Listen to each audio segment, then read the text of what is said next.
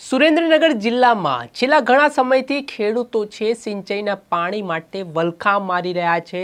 ઠેર ઠેર મિટિંગો કરવામાં આવી રહી છે અને આગામી સમયમાં ખેડૂતો દ્વારા આંદોલનનો શસ્ત્ર ઉગામવામાં આવી રહ્યો હતો। આ પહેલાં જ આવી રીતે જે ખેડૂતોની નારાજગી છે તેને દૂર કરવા માટે મુખ્યમંત્રી ભૂપેન્દ્ર પટેલ દ્વારા એક મોટી જાહેરાત કરી છે, જેમાં 417 કરોડ રૂપિયાના ખર્ચે નર્મદાના પાણી ત્યાં જે સુરેન્દ્રનગરના ખેડૂતો છે તેમના સુધી પહોંચી શકે, તેમના ચેકડેમ તળાવ ભરાઈ શકે તે માટે વહીવટી મંજૂરી આપવામાં આવી છે।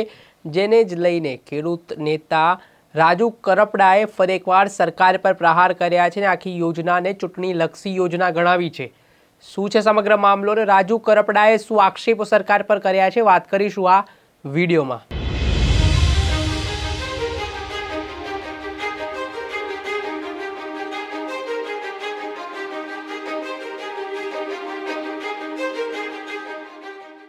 નમસ્કાર દર્શક મિત્રો, નવજે ન્યૂઝમાં આપનું સ્વાગત છે। હું છું ફૈઝાન। છેલ્લા ઘણા સમયથી સુરેન્દ્રનગર જિલ્લામાં ખેડૂતોને જે સિંચાઈનું પાણી મળવાની વાત છે તેનો પ્રશ્ન ખૂબ જ ગંભીર અને વિકરાળ હતો।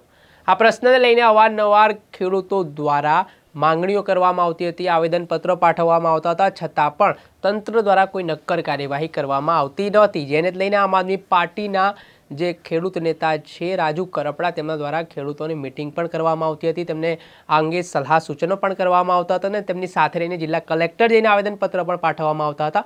ખાસ કરીને 3 તાલુકાની વાત કરીએ તો ધાંગધ્રા, વઢવાણ અને મૂડી, આ 3 તાલુકાના જે 45 ગામો આવેલા છે તેમાં ખેડૂતોને સિંચાઈના પાણી મામલે ઘણી મુશ્કેલીઓનો સામનો કરવો પડતો હતો। આ બાબતને લઈને આજે ગુજરાતના મુખ્યમંત્રી ભૂપેન્દ્ર પટેલે 417 કરોડ રૂપિયાની વહીવટી મંજૂરી છે તે આપી છે સિંચાઈ માટે। આ 3 તાલુકાઓમાં ખાસ કરીને જે 45 ગામોમાં છે તે નર્મદાનું પાણી છે તે આ ગામોમાં પહોંચી શકે, ખેડૂતોના ચેકડેમ હોય, તળાવો હોય તેમાં પાણી મળી રહે તે માટે ખાસ આ જાહેરાત કરવામાં આવી છે। જેને જ લઈને આમ આદમી પાર્ટીના નેતા રાજુ કરપડાએ સરકાર પર પ્રહારો કર્યા છે અને કહ્યું છે કે આ ચૂંટણીલક્ષી જાહેરાત છે તે ખેડૂતોને કરવામાં આવી છે। તેમણે ઘણી બધી વાતો પોતાના વિડીયોમાં કહી છે। પહેલા તો રાજુ કરપડાએ શું પ્રહાર કર્યા છે તે જોઈ લો।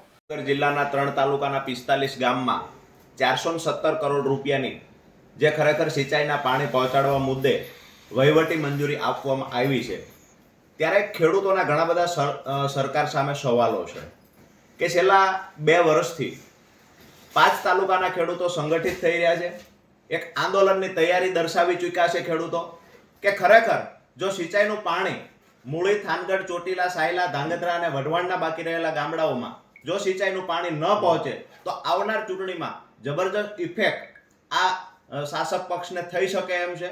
તો ખરેખર ખેડૂતોને રીઝવવા માટે માત્ર ચૂંટણીલક્ષી જાહેરાત કરવામાં આવી હોય એવું અમને દેખાય છે, કારણ કે વહીવટી મંજૂરી મળતાની સાથે ધારાસભ્યો એકબીજાની પીઠ થાબડી રહ્યા છે। ત્યારે ખેડૂતોના ઘણા બધા સવાલો છે કે ખરેખર આ કામનો વર્ક ઓર્ડર આપવામાં આવશે તો ક્યારે આપવામાં આવશે, કેટલા સમયની અંદર કામ પૂર્ણ થશે, હજુ નાણાકીય મંજૂરી આપવામાં આવી નથી, કઈ જગ્યાએ આનું ખાતમુહૂર્ત કરવામાં આવશે એ પણ જાહેર કરવામાં આવ્યું નથી। તો માત્ર ને માત્ર વહીવટી મંજૂરીના નામે ખરેખર એકબીજાની પીઠ થાબડવી આ કેટલું વ્યાજબી। ભૂતકાળમાં કલ્પસર યોજનાની વહીવટી મંજૂરી વર્ષો પહેલા મળેલી છે, દર વર્ષે બજેટની ફાળવણી પણ કરવામાં આવે છે। સરદાર સરોવર ડેમ દ્વારા 18,45,000 હેક્ટર જમીનમાં સિંચાઈનું પાણી પહોંચાડવાની વર્ષો પહેલા મંજૂરી મળી છે, આજે પણ 12 લાખ હેક્ટર સુધી સિંચાઈનું પાણી પહોંચ્યું નથી। સાથે સાથે જ્યાં 45 ગામની વાત કરવામાં આવી તો મૂળી તાલુકાના વગડિયા પટ્ટાના ગામડાઓ છે, ત્યારે ક્યારે પાણી પહોંચાડવામાં આવશે?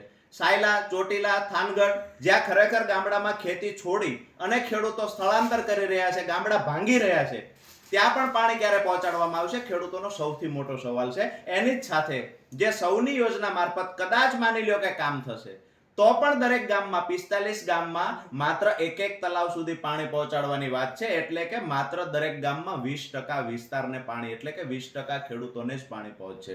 તો સરકાર સામે અમારી માંગણી એ હતી કે દરેક ગામમાં 5 તાલુકામાં દરેક ગામના ખેડૂતો સુધી સિંચાઈનું પાણી પહોંચાડવું, પરંતુ સરકાર આંદોલન તોડવાના ભાગરૂપે એક ચૂંટણીલક્ષી જાહેરાત કરી છે અને અહીંયાથી ખેડૂતોને માત્ર લોલીપોપ આપવાની વાત છે।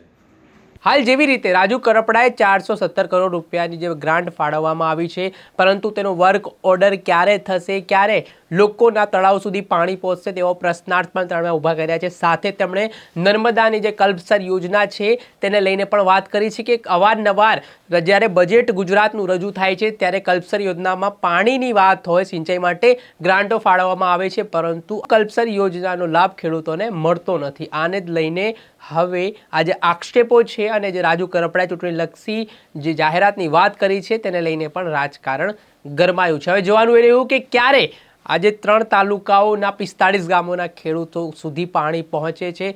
નર્મદાનું પાણી સૌરાષ્ટ્ર સુધી પહોંચાડવાની વાત છે. અવારનવાર જ્યારે વિધાનસભાની ચૂંટણી હોય, લોકસભાની ચૂંટણી હોય ત્યારે સરકાર છે તે વિધાનસભા ગૃહમાંથી કે પછી ચૂંટણી પ્રચારમાં રાજકીય નેતાઓ કરતા હોય છે, પરંતુ ખરેખર વાસ્તવિક સ્થિતિ એવી છે કે ત્યાં સુધી પાણી પહોંચતું નથી. હવે જોવાનું એ રહ્યું કે આ મૃદુ અને મક્કમ સરકાર છે તે ક્યાં સુધી ખેડૂતો સુધી પાણી પહોંચાડવામાં સફળતા દેખાડે છે તે તો સમય જ બતાવશે.